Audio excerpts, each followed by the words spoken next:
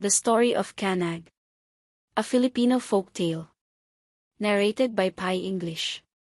When the rice had grown tall and it was near the time for it to ripen, Apanitalo and Aponibalinian grew fearful lest the wild pigs should break in and destroy all their crop, so they sent their son, Kanag, to the field to guard the grain.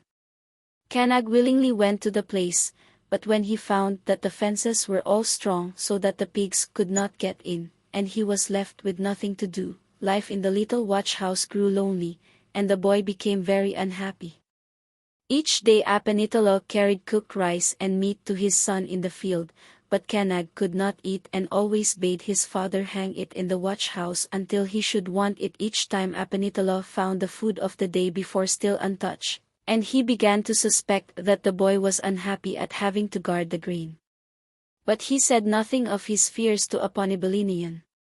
One day after his father had returned home, Kanag was so lonely that he used his magical power and became a little bird and flew up into the top of a tree. The next day when Apanitalo came to the field he looked everywhere for his son, and when he could not find him he called, and from the top of a bamboo tree a little bird answered him. Realizing what had happened, the father was very sad and begged his son to come back and be a boy again, but Kanag only answered, "I would rather be a bird and carry the messages of the spirits to the people." At last the father went home alone, and he and the boy's mother were filled with grief that they had lost their son. Some time after this, Apanitalo prepared to go out to fight. He took his spear and shield and head axe and started early one morning, but when he reached the gate of the town, Kanag flew over him, giving him a bad sign, so he turned back. The next morning he started again, and this time the little bird gave him a good sign, and knowing that nothing would injure him, he went on. After a long journey he reached a hostile town where the people said they were glad to see him, and added that because he was the first of his people who had dared to enter their town they intended to keep him there. "Oh," said Apanitalo, "if you say that I cannot return home, call all your people together and we will fight." "You are very brave," answered his enemies, "if you wish to fight us all." And when the people had gathered together they laughed at him and said, "Why, one of our fingers would fight you." Nevertheless, Apanitalo prepared to fight, and when the bravest of the enemy threw his spear and head axe at him he jumped and escaped. They noticed that he jumped very high, so they all ran at him, throwing their spears and trying to kill him. But Apanitalo caught all their weapons, and then while they were unarmed he threw his own spear, and it flew about among them until it had killed them all.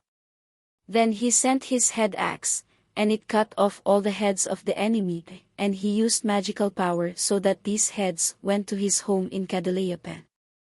After that Apanitalo sat down by the gate of the town to rest, and the little bird, flying over his head, called down, "The sign that I gave you was good, father, and you have killed all your enemies."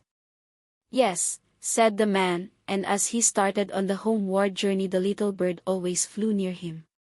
When he reached home, he stuck the heads around the town, and commanded the people to go out all over the world and invite everyone and especially the pretty girls to come to a party in celebration of his victory.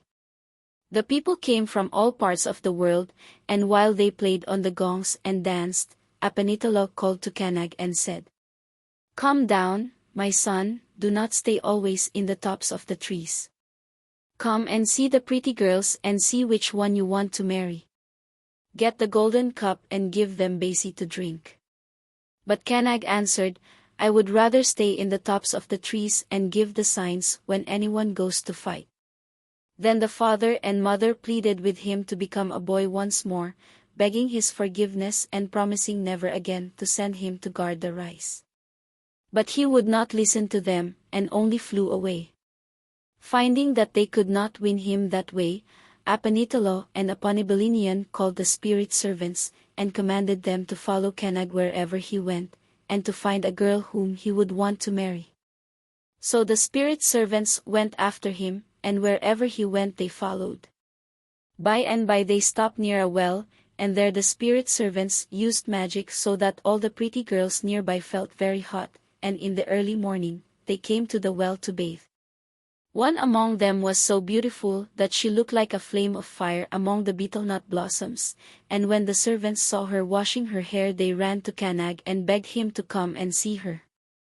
At first he would not listen to them, but after a while he flew into the top of a betelnut tree nearby, and when he caught sight of her, he flew into the tree above her head. "But," said he to the servants, "what can I do if I become a man now, for I have no clothes and no headband?" "Do not worry about that," said the spirit servants, "for we have everything here for you."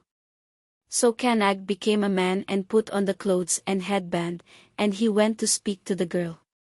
He gave her betel nut, and they chewed together, and he said, "My name is Kanag and I am the son of Apanitalo and Apanibalinian."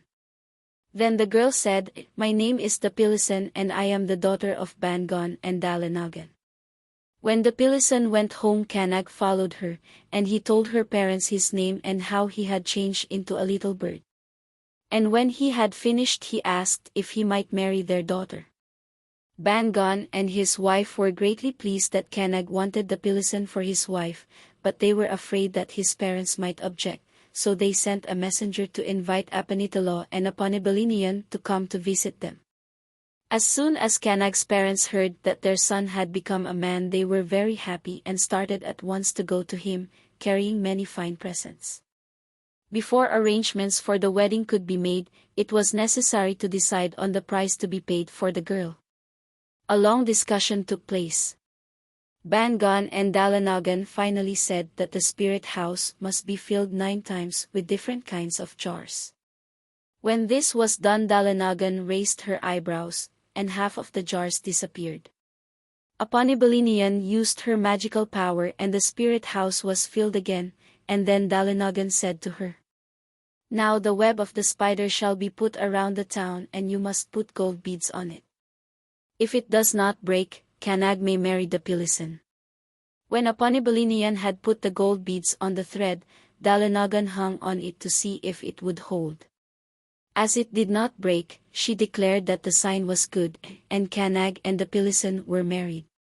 Then the people played on the copper gongs, danced, and made merry for a long time, and when they returned to their homes Kanag and his bride went with Apanitalo and Apanibalinian.